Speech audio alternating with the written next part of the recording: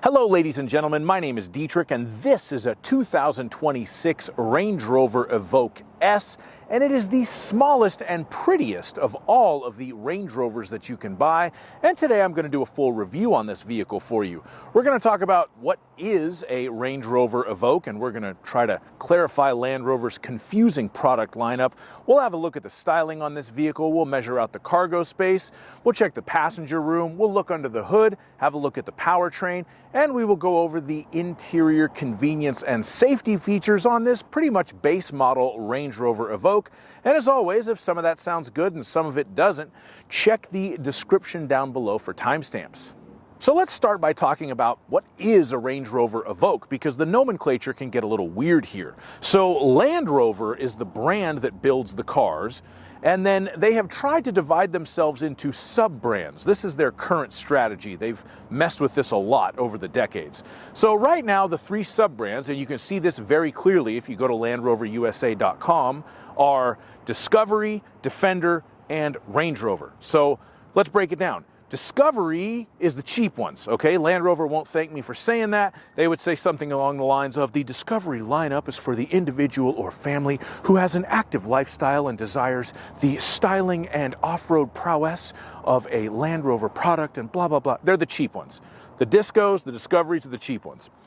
The Defenders are meant to be kind of the more heavy-duty ones. If you're really going to do serious off-roading with the car, or if you're going to be doing a lot of towing with it, the Defender's got a few more tricks and stuff, and it looks more buff and bold. So the Defenders are meant to be the kind of butch and serious off-road kind of vehicles, and I do really like the way the current Defender lineup works.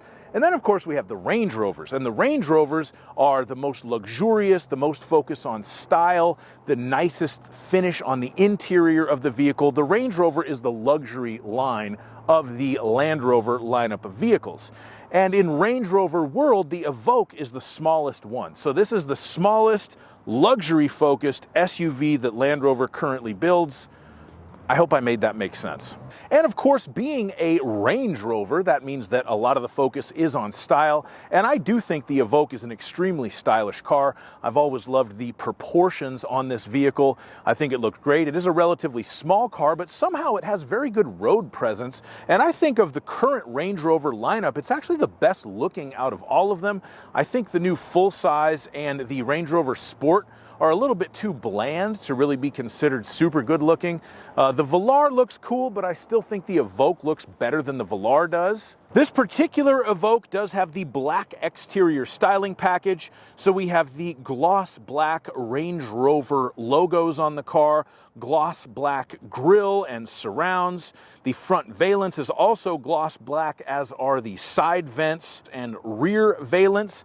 And we also have the 19-inch style 5136 gloss black wheels, and all that black trim does look especially good on this car because it is finished in Santorini black, which is a classic Land Rover color at this point. And one interesting note about Land Rover color names, they're pretty much all named after places. So Santorini is a beach in Greece that has black sand, and if you look at the other color names Land Rover gives to their cars, they're usually named after a place. You can look it up and it's somewhere. All right, now we're going to open up the standard power lift gate and measure out the cargo area. Let's see, we have the front license plate bracket, which hasn't been installed. We have the tow hook, which will probably be used at some point along in this car's life. And we have the floor mats. And this one also has the optional all-weather floor mats. I think Range Rovers have the nicest all-weather floor mats, that metal Range Rover thing. But anyway, we're going to take all this out of the car and do some measuring. The length of the rear cargo area from the back of the back seat to the rear part of the cargo area with the back seat in place, 2 feet and 6 inches. The width of the cargo area at the rear of the cargo area, which is the widest point from right there to right there, is 4 feet and 2 inches. And the width of the cargo area at the narrower portion, from there to there, is 3 feet and 5 inches. And we'll remove the tonneau cover. You just kind of pull those little guys and then just kind of pull it forward and you can take it out. The height of the cargo area at the opening of the cargo area is 2 feet and 4 inches. The length of the cargo area with the back seats folded down is about 4 feet and 10 inches. And I say about because that's the measurement to the back of that passenger side seat, which is set in kind of a mid position, so that could change based on where you have the seats. Not a super useful cargo area, honestly. They definitely have a hump going on those seats. And it's not the biggest cargo area ever in an SUV, but it is one of the prettiest. And if you need to lift something into the back of a Range Rover Evoque, you'll need to lift it 2 feet and 7 inches off of the ground. And just for fun, we'll take a look in here. Ooh. And we have a spare tire with a set of tools. That's going to be a full diameter spare, but not full width. So you do get a spare tire. Oh, and apparently two tow hooks, because I already took one out, in a Range Rover Evoque. Very nice. Now it's time to measure out the passenger space, and for this test, I'll use myself. I'm 6'5", so let's see if I can sit behind myself in an Evoque.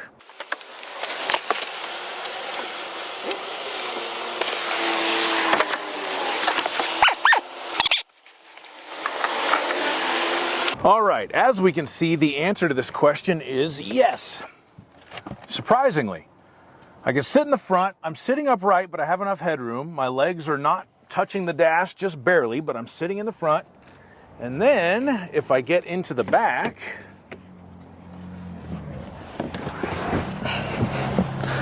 so they've kind of sculpted out the seats, and I'm going to give them credit because they put the thought into it.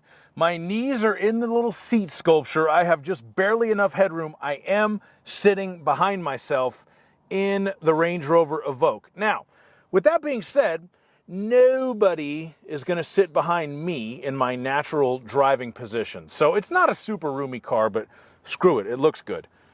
We do have air vents for the backseat passengers. We have some USB-C charging ports and a 12-volt cigarette lighter-ish power outlet. And ba-boom, we have a center armrest with some cup holders. So there you go. That's the back seat in a Range Rover Evoque.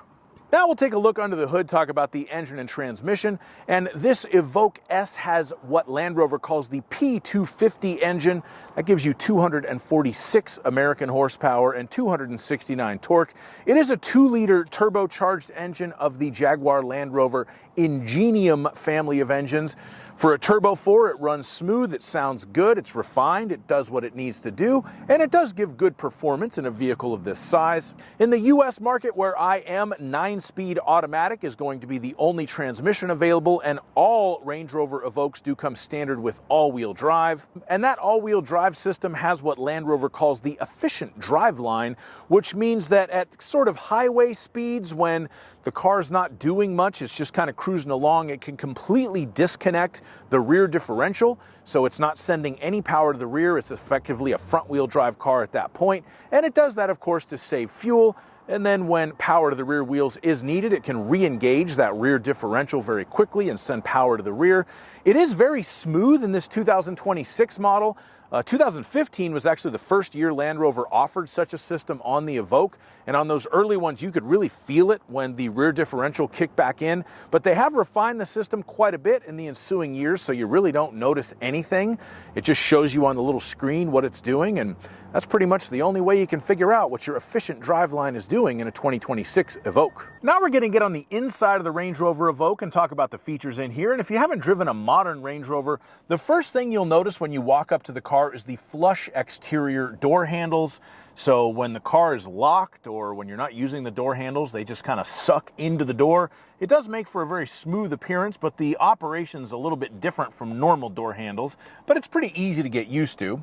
You'll also notice when you open the door at night that you have the Range Rover logo projected down onto the ground. That's actually a standard feature, even on a base model. They don't charge you extra for that on the Range Rover Evoque. And quite frankly, most of the features on this car are standard because this car was actually a car that somebody won at a casino. and then sold it to a car dealer that was nice enough to let me borrow it. So it really didn't have any options to speak of on it except for the 3D surround camera package.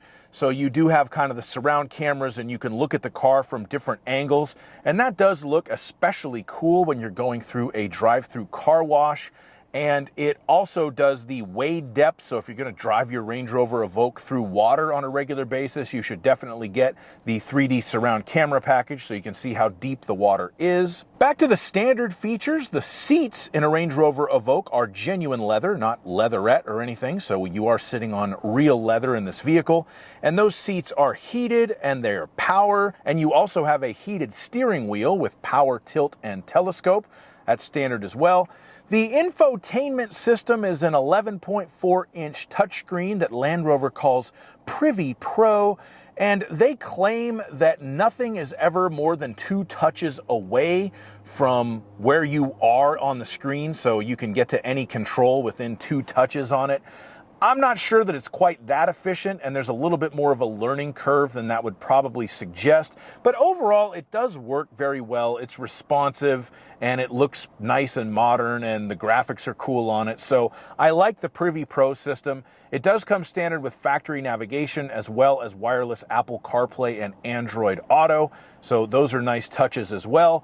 We do have a digital gauge cluster, so the speedometer and the tachometer are digital, and you can look at different information in that center screen in between them. So that's all very state-of-the-art and modern. You have wireless charging to go standard with your wireless Apple CarPlay and Android Auto, and the music from your smartphone does come through 11 Meridian speakers powered by a 400-watt amplifier. It is an excellent stereo even on this base model Evoque. Since it is a Land Rover, you do have the terrain response system. So this is an all-wheel drive car. It doesn't have the height adjustable air suspension or the 2-speed transfer case that the big Range Rovers would have, but you still have different modes if you want to do a little bit of off-roading in the car, and it is possible to drive it through sand or dirt road or something if you wanted to do that. And one other really cool standard feature is the panoramic moonroof.